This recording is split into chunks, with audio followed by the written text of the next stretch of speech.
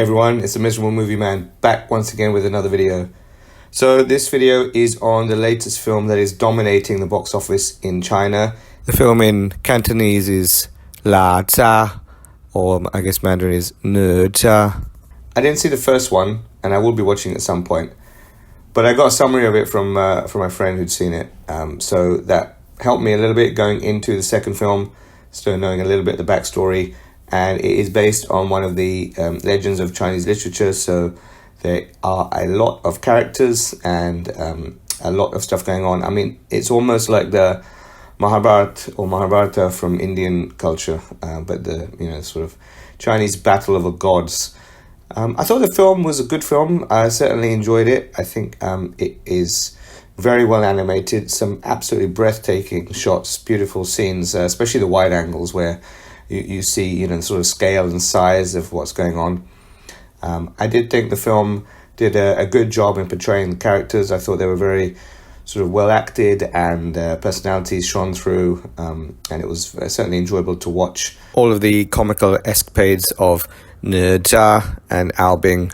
The film is long, and I think it's a little bit padded. I'm not sure how historically accurate or how faithful it is to the source material, but I think there were times it dragged a little bit. The last half really picks up and flies by, so that was really great. But the first half where he's getting his body back and trying to figure out the way to become immortal and doing the tests, all of those things were okay. I would say not bad. It was a lot of it was designed for some light relief and some humor thrown in there in terms of some of the situations and I guess also some of the comments they were making to each other.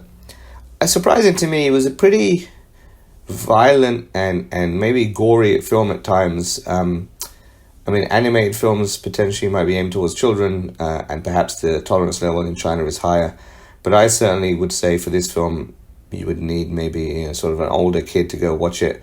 It's not that good for the young kid. And maybe the subtitles were throwing me off a little bit, but I thought some of the subtitles weren't that great, and also a reasonable amount of swearing and curse words in there too. So again, that to me sort of illustrates why it's probably not for younger children.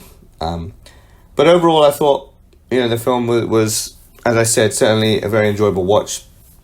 Second half really picks up the pace, as I said, and there are some real emotional scenes towards the end. There's one in particular, I'm not going to spoil it too much, but there's a scene towards the end that really played on the heartstrings, so I was tearing up a little bit. It was something that hit home pretty hard.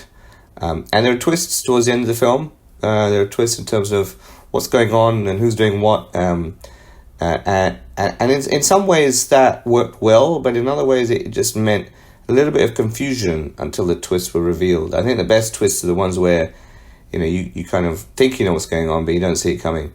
But this twist did have a little bit of confusion. But it was well.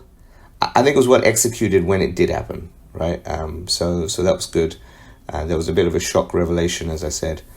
And the the end of the film isn't really an end. I think it sets up another film to come. Almost like in the middle of a trilogy, I would say, in terms of, it kind of reminded me a lot of The Matrix or also Akira. I think it's definitely trying to be maybe like a Chinese version of Akira, but has elements of other films thrown in, and some of the characters and the tropes were a little bit standard, but I guess if this film is based on a very, very ancient piece of literature, then maybe that was revolutionary for its time back in the day. But, we've seen these tropes before, but as I said, they were executed well, and the characters were enjoyable to watch. And I think there was enough humor thrown in. I mean, some of the humor for me was a little bit forced, or perhaps really not my style. I think, people doing silly things and getting beaten up for it isn't always the sort of humor that lands well with me, but maybe it lands well with local audiences. And certainly the end scene, which is kind of, post-credits or mid-credits scene, I would say, has a fair amount of that. So, once the joke was hit once, I thought, okay, great, you don't need to keep doing it so many times. But, maybe people like seeing other people get beaten up for mistakes or for silliness or no reason. But as I said, it does manage to land some good humor in some places. I think the start of the film is certainly more lighter and funnier than the second half.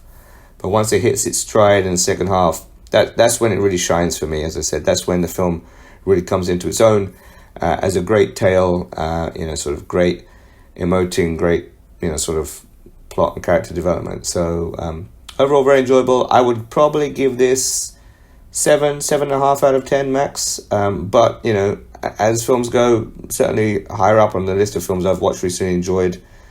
But I do think it's a little bit long. It's just, I think, almost 2.5 hours. But the first part is the drags a bit for me. Anyway, that's it for my review. Let me know what you think in the comments below. Did I miss anything? I've tried to keep this review a little bit spoiler free.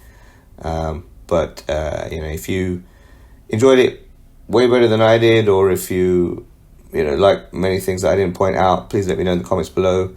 As usual, please like, share and subscribe to help support the channel, and catch you next time.